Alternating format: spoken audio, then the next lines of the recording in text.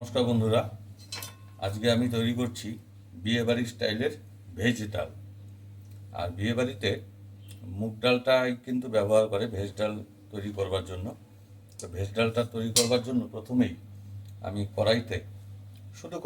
শুধু কড়াইতে ডালটাকে প্রথমে ভেজে নিচ্ছি। আমি আমার মনের শখে বা একটা ইচ্ছেতে রান্না করতে ভালোবাসি। তাই আমি আমার চ্যানেলের নাম দিয়েছি শখের রান্নাঘর। আর এখানে আধুনিক সমস্ত কিছু রান্নাবান্না আমি ভিডিও আকারে আপনাদের সামনে পরিবেশন করি। তাই আমার চ্যানেলের নাম হচ্ছে শখের রান্নাঘর আধুনিক।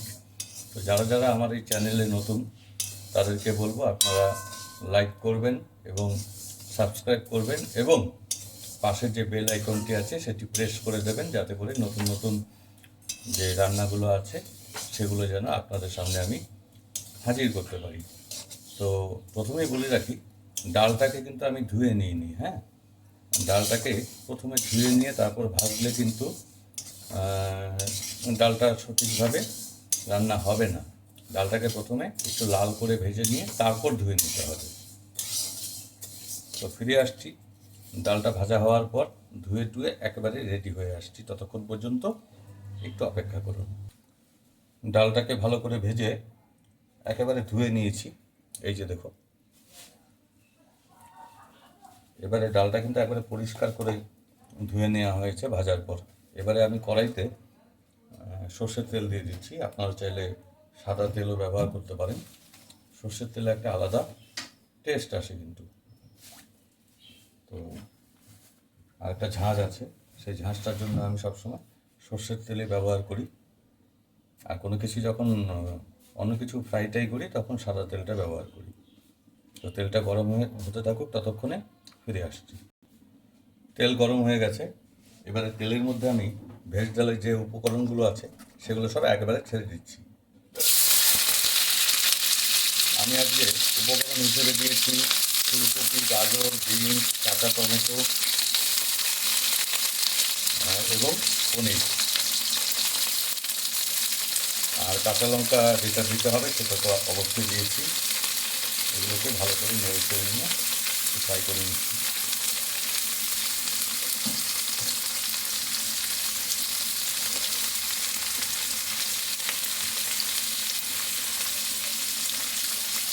ফোড়ন যেটা দেবো সেটা যদি আগে দিই তাহলে পুড়ে যাবে, তাই আমি ফোড়নটাকে পরে দিয়ে দিচ্ছি সাইড করে। সেটা তোমরা দেখতে থাকো, বুঝে যাবে কী করে ফোড়নটা আমি দিয়ে দিই তার মধ্যে। এগুলো ভাজা ভাজা না হলে কিন্তু পরে সেদ্ধ হতে যাবে না। এগুলো একটু ভাজা ভাজা হতে থাকুক, ততক্ষণে তোমরা একটু গান শুনে এসো। ভেজ ডালের সমস্ত উপকরণগুলো প্রায় ভাজা ভাজা হয়ে গেছে। এবারে আমি একটু সাইড করে রেখে দুটো শুকনো লঙ্কা, একটা তেজপাতা আর সামান্য পাঁচফোড়ন দিয়ে দিচ্ছি ফোড়ন হিসেবে। এবারে সব কটা দিয়ে আরেকবার একটু নাড়িয়ে চাড়িয়ে নিচ্ছি।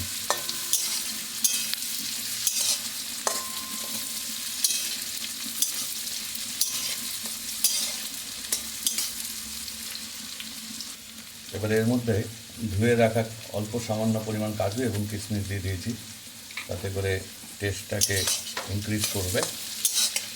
কাজুগুলো ফ্রাই হয়ে যাচ্ছে। সামান্য পরিমাণ হলুদ এবং লঙ্কার গুঁড়ো এর মধ্যে অ্যাড করে দিতে হবে, সেটাও দিচ্ছি।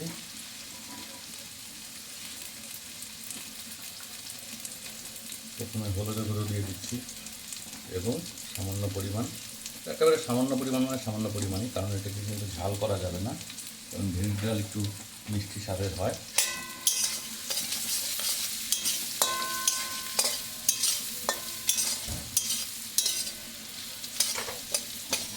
এবারে ভেজে ধুয়ে রাখা ডালগুলোকে আমি দিয়ে দিচ্ছি।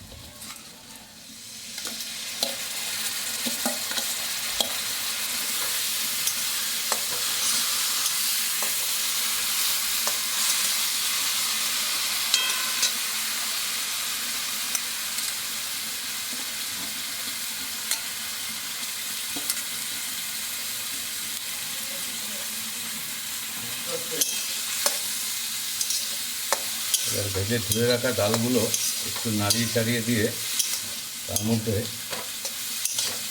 জল দিয়ে দেবো।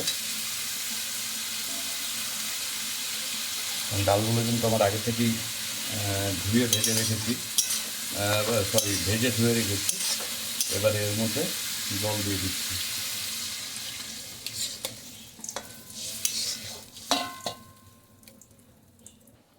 কথায় বলে ডালের মজা তলে, ডাল যদি গলে। আর আমার ডাল কিন্তু একেবারে গলে গেছে। চিনি দিয়ে দিলাম, যেহেতু ভেজ ডাল একটু মিষ্টি মিষ্টি না হলে ভালো লাগবে না। চিনি দিয়ে দিচ্ছি আর ছড়িয়ে দিচ্ছি চা চামচ দিয়ে 2 চামচ গাওয়া ঘি।